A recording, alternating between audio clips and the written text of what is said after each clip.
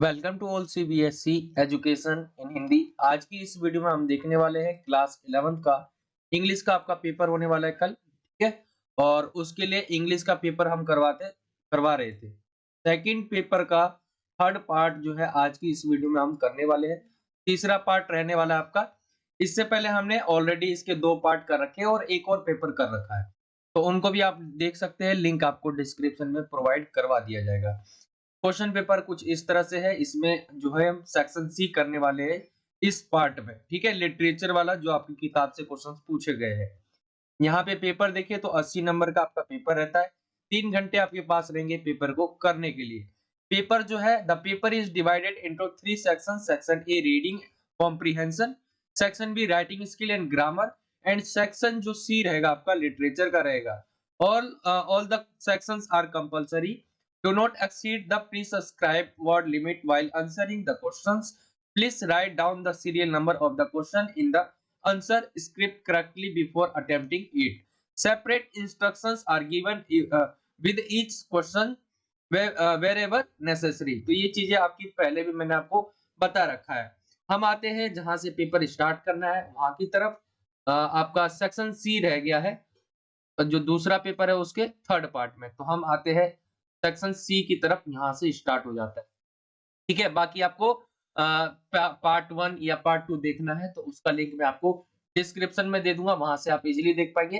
साथ में प्लेलिस्ट का लिंक प्रोवाइड करवा दूंगा, जिसमें हमने एक और पेपर करवा रखा है। दूसरा पेपर जो है हम इसका तीसरा पार्ट कर रहे हैं, इसके 3 पार्ट जो है हो चुके हैं। तो ये सारे पेपर आपको डिस्क्रिप्शन में प्लेलिस्ट मिल जाएंगे, वहां से आप इजीली देख पाएंगे। और यहाँ पे स्टार्ट करते हैं पेपर को। और कोई डाउट रह जाता तो आप मुझसे इंस्टाग्राम पे भी पूछ सकते हैं, नीचे मैं आपको लिंक प्रोवाइड करवा दूंगा। वहां पे आप मुझसे क्वेश्चंस कोई भी हो पेपर से रिलेटेड, आप मुझसे वहां पे पूछ सकते हैं। डिस्क्रिप्शन में आपको लिंक मिल जाएगा। यहाँ पे आते हैं, क्वेश्चन नंबर आपका 6 से स्टार्ट है। यहाँ पे जो रहेंगे आपकी, ये लिटरेचर वाला है सेक्शन सी, और ये आपकी जो है यहाँ पे पोयम है, ठीक है। पोयम से क्वेश्चंस पूछे गए, जिसमें आपका पोयम जैसे यहाँ पे चाइल्डहुड वाला है, इसे आपको पढ़ना नहीं है। और ये क्वेश्चन जो है आप कह सकते हैं अगर बच्चों ने देख रखा होता है तो थोड़ा इजी हो जाता है। पहला क्वेश्चन बोला गया है नेम द पोयम, ठीक है। क्वेश्चंस पे आएंगे हम डायरेक्ट।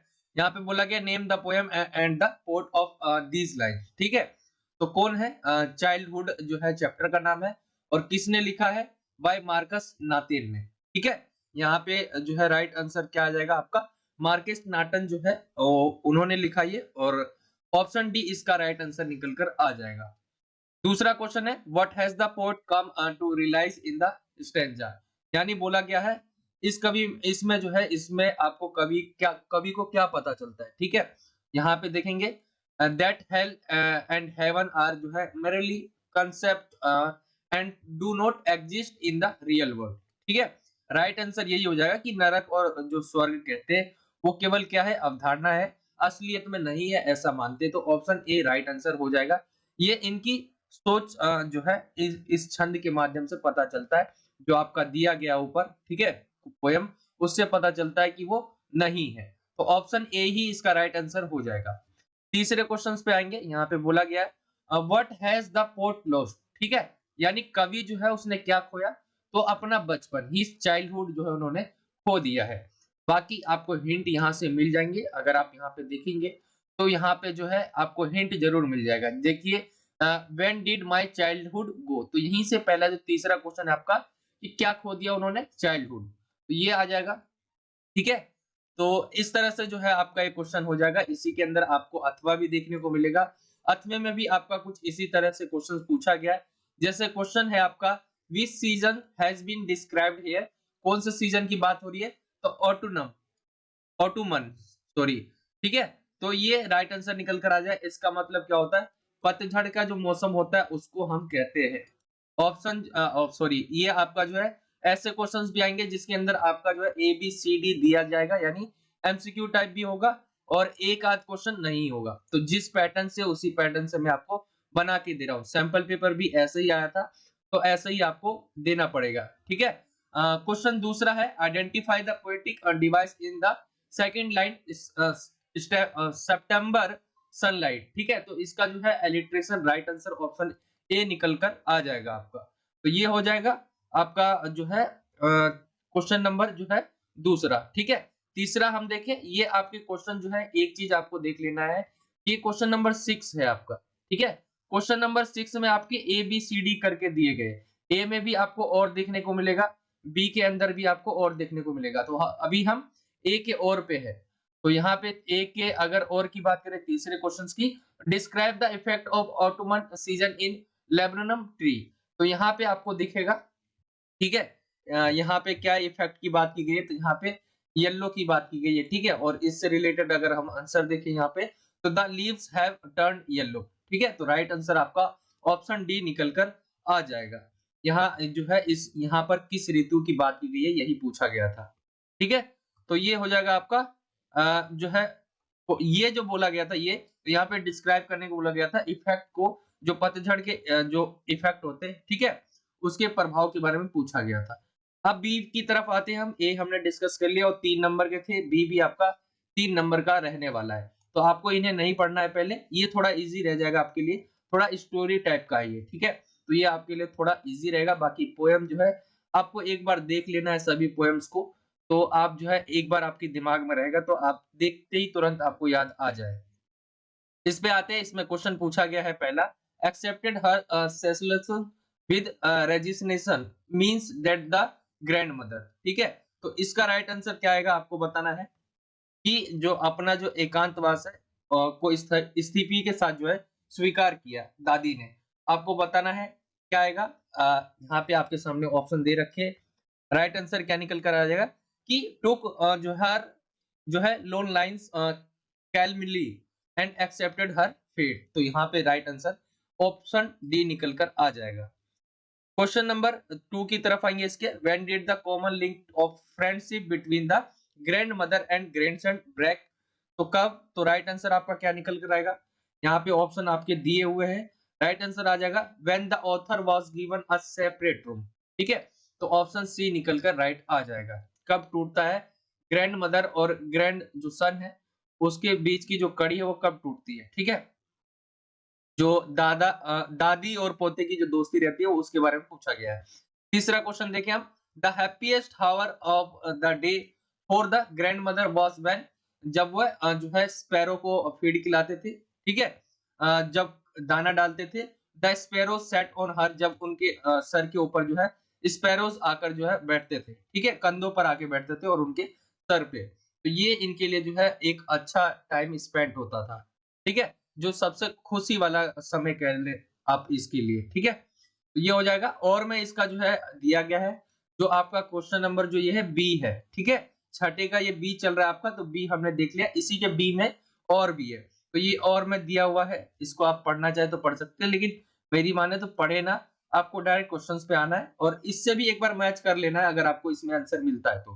बाकी यहाँ पे देखेंगे ये वाला क्वेश्चन है, ठीक है, और यहीं पे आपको जो है इसमें देख लेना है, अगर आपको आंसर मिल रहा है तो ठीक है, नहीं मिल रहा तो ये आपको आना चाहिए।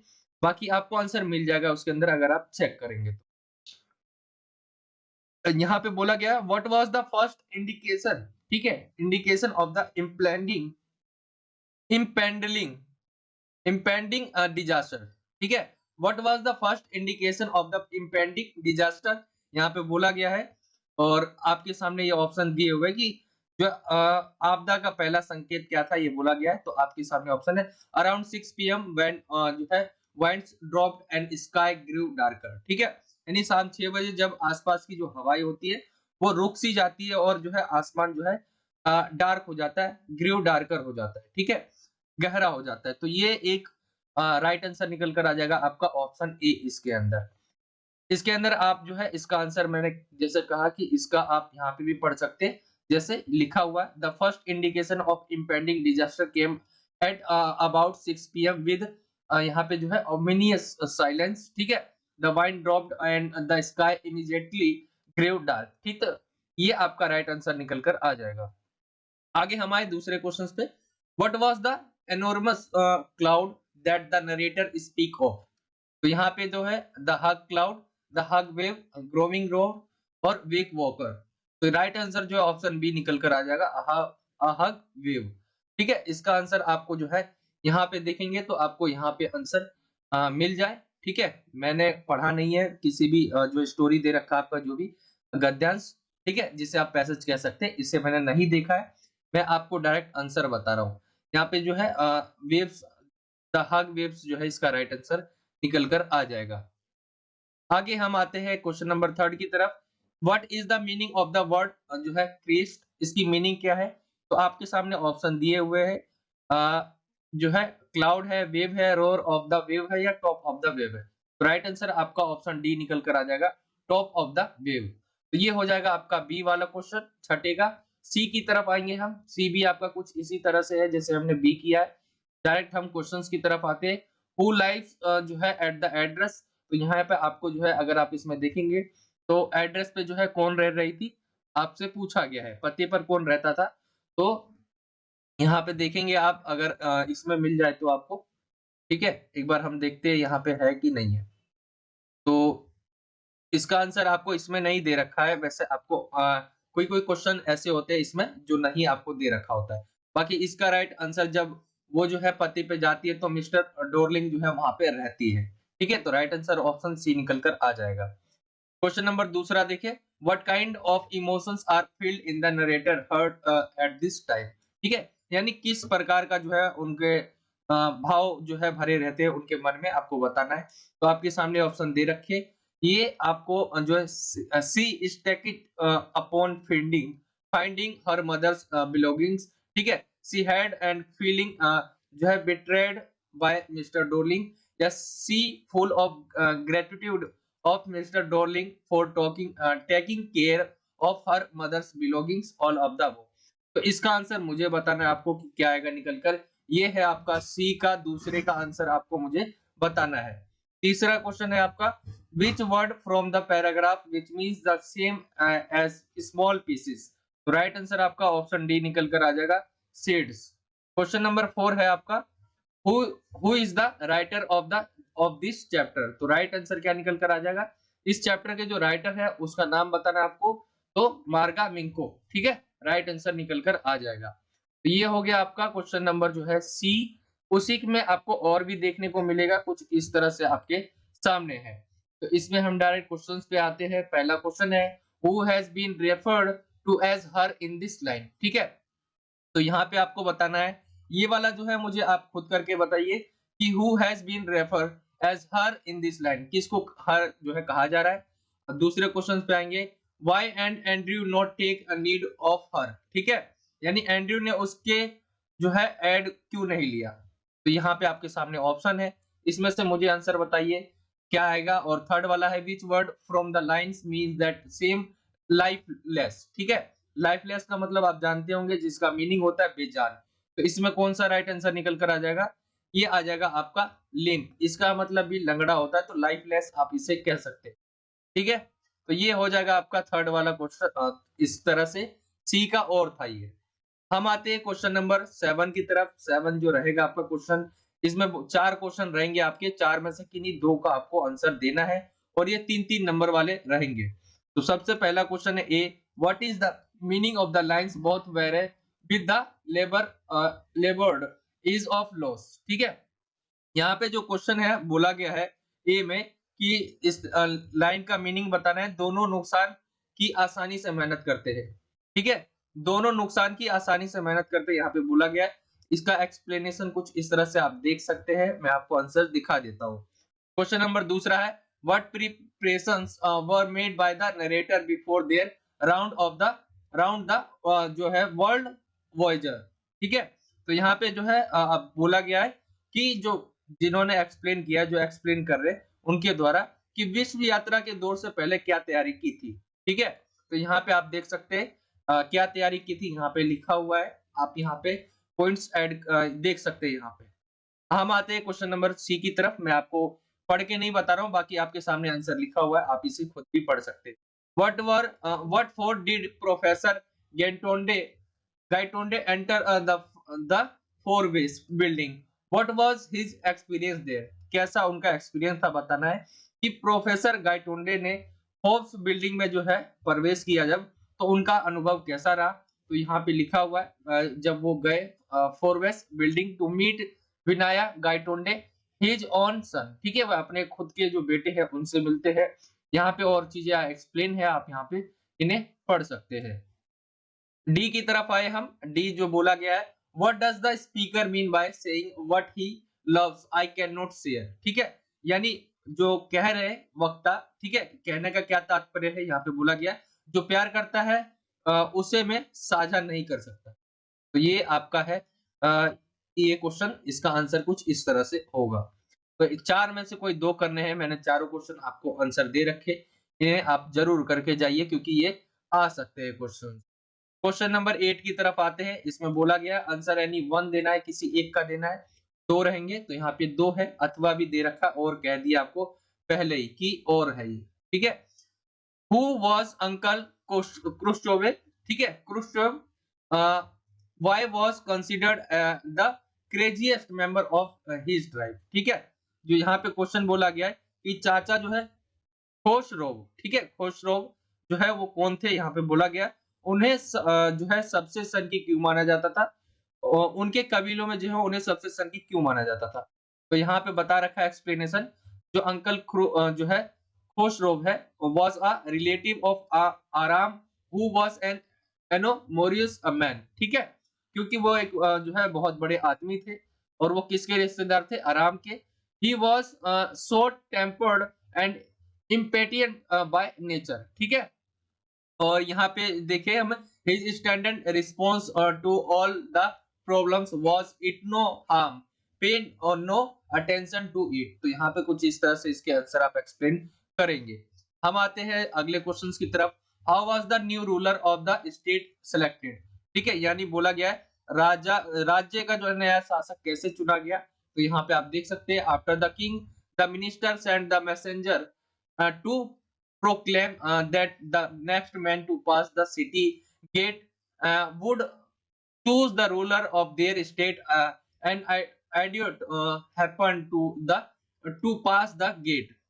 His standard answer to all the questions was a melon. So when he was asked decide about who will be the king, he replied a melon ministers declared the melon would be there a new ruler, ठीक है। तो ये हो जाएगा आपका question number. अब हम आते हैं 90 की तरफ। 90 में भी आपके बताए हुए आंसर एनी वन देना है, दो क्वेश्चन रहेंगे, किसी एक का आंसर देना है।